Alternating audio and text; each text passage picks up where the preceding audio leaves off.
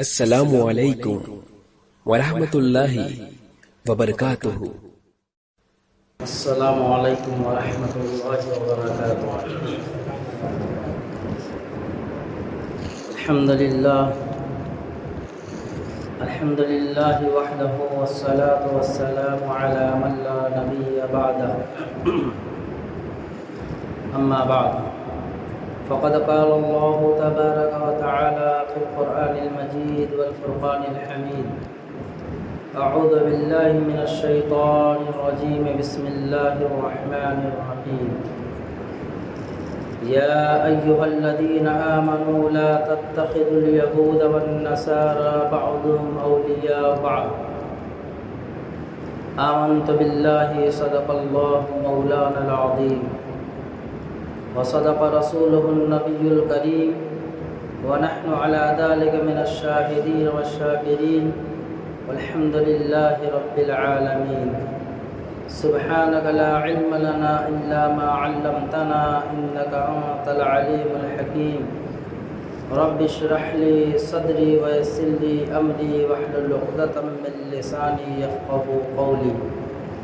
اللهم صل على سيدنا مولانا محمد وعلى آل سيدنا مولانا محمد وبارك وسلم۔ بزرگان محترم، عزیز ساتھیوں، ابھی جو آیت کریمہ میں نے تلاوت کی ہے، اس میں اللہ تبارک و تعالی نے خاص طور سے ایمان والوں کو تنبیہ فرمائی ہے۔ دنیا میں کفار و مشرکین، یہود و نصارہ کی انتھک یہ کوشش رہی ہے کہ کس طریقے سے اس دنیا سے اسلام کا خاتمہ ہو جائے۔ یہود و نصارہ اور کفار و مشرکین کی یہ انتھک کوشش رہی ہے کہ کس طریقے سے اس دنیا سے اسلام کا صفایا ہو جائے۔ حضور نبی کریم علیہ السلام نے فرمایا کہ اللہ تبارک و تعالی فرماتے ہیں کہ جب تک اس روئے زمین پر اللہ کا نام لینے والا باقی رہے گا، اللہ تبارک و تعالی کائنات کے نظام کو یوں ہی چلاتے رہیں گے۔ جس دن اللہ کا نام لینے والے ہم اور آپ مسلمان ایمان والے اس روئے زمین سے ختم ہو جائیں گے، اللہ تبارک و تعالی قیامت برپا کر دیں گے، دنیا ختم ہو جائے گی۔ کائنات کا وجود اس وقت تک ہے جب تک مسلمان دنیا میں موجود ہیں، اور جس دن مسلمان ختم ہو جائیں گے، کائنات کا کوئی ذرہ باقی نہیں رہے گا، وہ فنا ہو جائے گا، ختم ہو جائے گا۔ اللہ تبارک و تعالیٰ نے قرآن کریم میں فرمایا، اے ایمان والو لا تتخذوا الیہود والنصارى بعضهم اولیاء بعض، کہ تم یہود و نصارہ کو اپنا دوست مت بناؤ، کفار و مشرکین کو اپنا دوست مت بناؤ، اپنا ہمنوا نہ سمجھو، اپنا حامی مددگار نہ سمجھو۔ ان میں سے بعض ایسے ہیں جو تم سے دوستی اس لیے کرتے ہیں تاکہ تمہیں دین حق سے ہٹا دیں، اور جب تک تم ان کے دین کو اختیار نہیں کرو گے، جب تک تم ان کے دین کو اختیار نہ کرو گے، تب تک وہ تمہارے دشمن ہیں، اور جہاں تم نے دین حق کو چھوڑ کر ان کے دین کو، ان کے مذہب کو اختیار کیا، پھر وہ تمہارے دوست ہیں، اس سے پہلے وہ تمہارے دوست نہیں ہیں۔ آج مسلمان اخلاقی اعتبار سے، اعتقادی اعتبار سے، اقتصادی اعتبار سے، معاملات کے اعتبار سے بہت نیچے جا چکا ہے۔ ہمارے اخلاق، ہمارے کردار، ہمارا کیریکٹر، ہمارا رہن سہن ہمارا آپس کا ملنا جلنا، ہمارے شادی بیاہ کے طریقے، یہ سارے کے سارے اگر ہم اس کا موازنہ کریں، ہم اگر دیکھیں تو پتہ ہی چلے گا کہ 90% ہمارے کردار یہود و نصارہ کی طرف جا چکے ہیں۔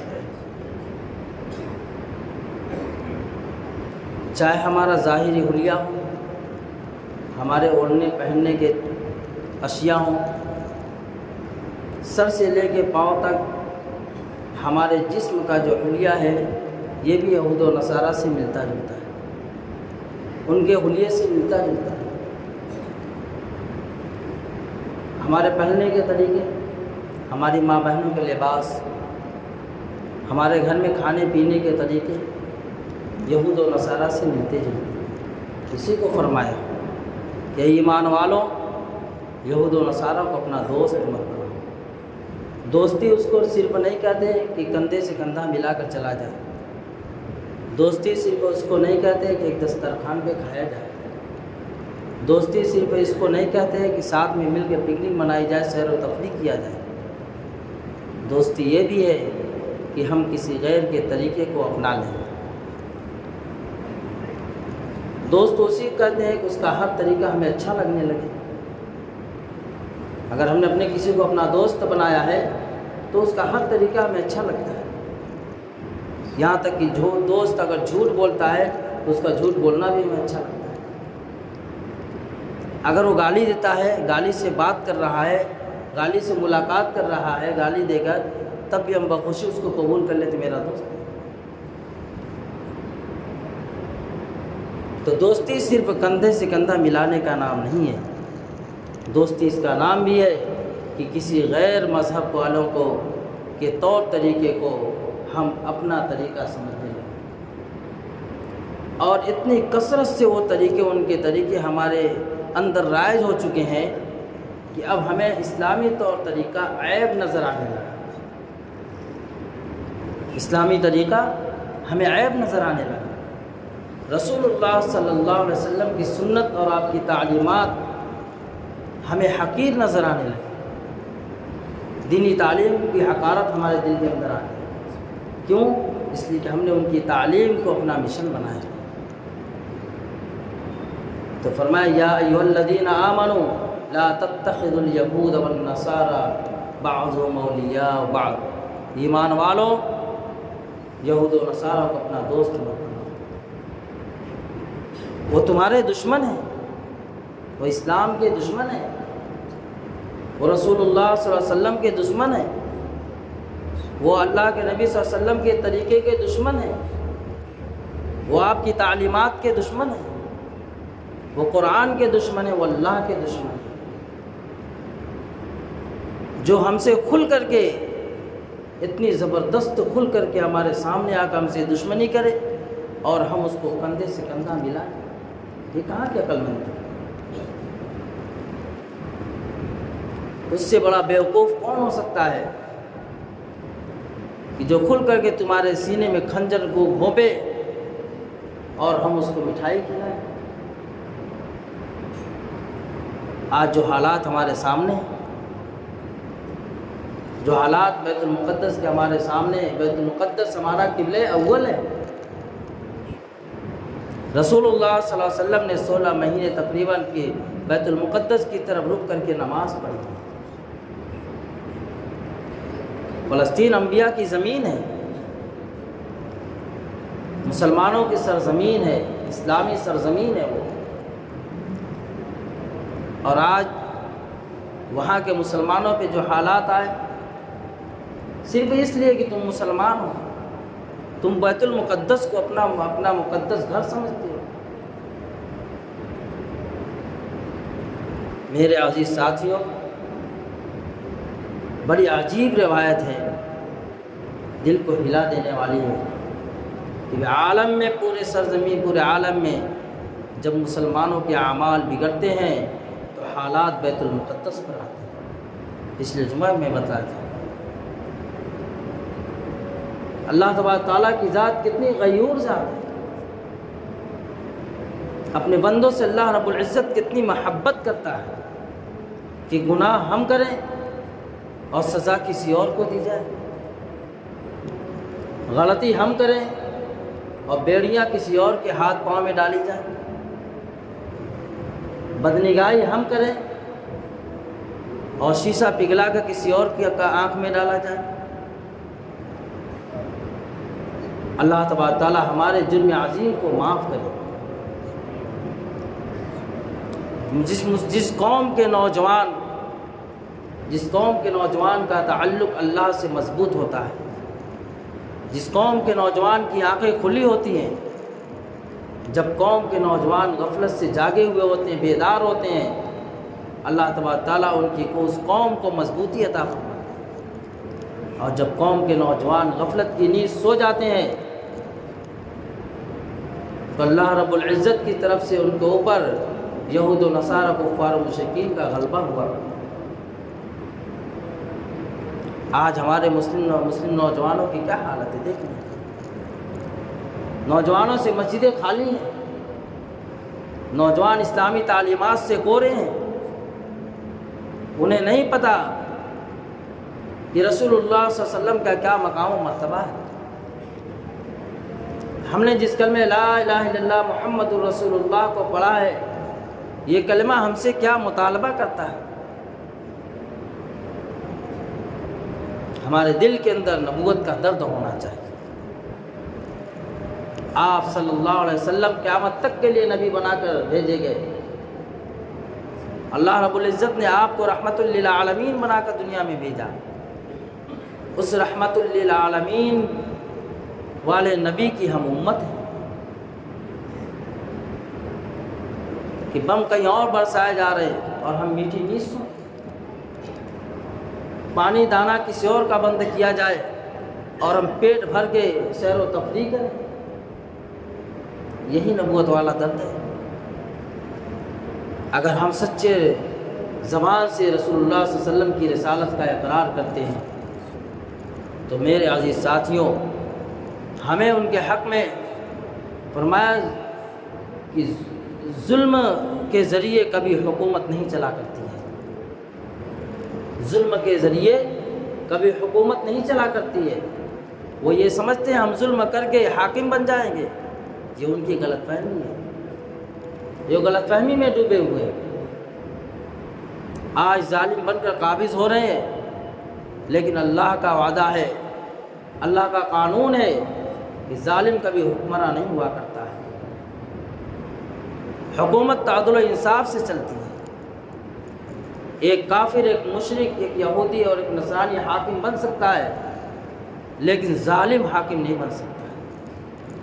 جب کوئی حاکم ظلم کرتا ہے تو اس بات کی علامت ہوا کرتی ہے کہ اس کی حکومت کا خاتمہ ہونے والا ہے، اس نے اپنی حکومت کے خاتمے کو دعوت دیا ہے۔ دوستوں، جب کہیں ظلم ہو رہا ہو تو ایمان کا سب سے اعلیٰ درجہ یہ اعلیٰ مقام یہ ہے کہ ہم اس کو اپنے ہاتھ سے روکنے والے ہیں۔ اگر ہاتھ سے روکنے کی طاقت نہیں رکھتے ہیں تو زبان کے ذریعے تو اس کی مذمت کریں کہ جو ہو رہا ہے وہ بالکل غلط ہو رہا ہے۔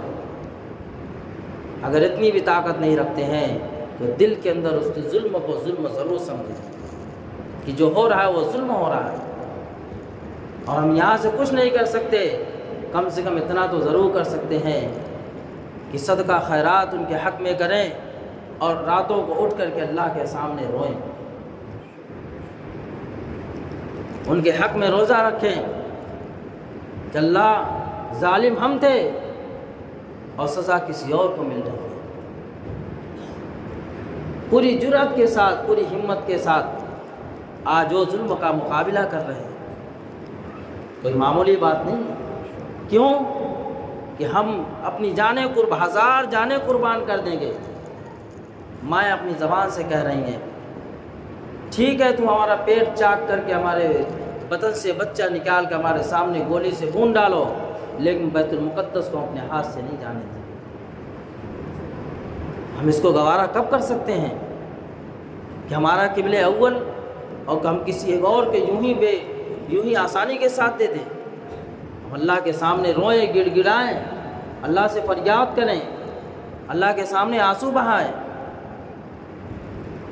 ورنہ اگر ہم نے اتنا بھی نہ کیا تو کل وہ میدان محشر میں ہمارے خلاف کھڑے ہوں گے۔ اللہ ہم تو پوری بساط کے ساتھ سارا وطن کو قربان کر کے، ماں باپ کو قربان کر کے، جائیداد کو قربان کر کے، دانہ پانی قربان کر کے، بھوک اور پیاس کے عالم میں ہم نے بیت المقدس کی حفاظت کا جہاں تک ہو سکا ہم ذریعہ بنے، لیکن پورے عالم میں مسلمان سوئے پڑے تھے، میٹھی نیند سو رہے تھے۔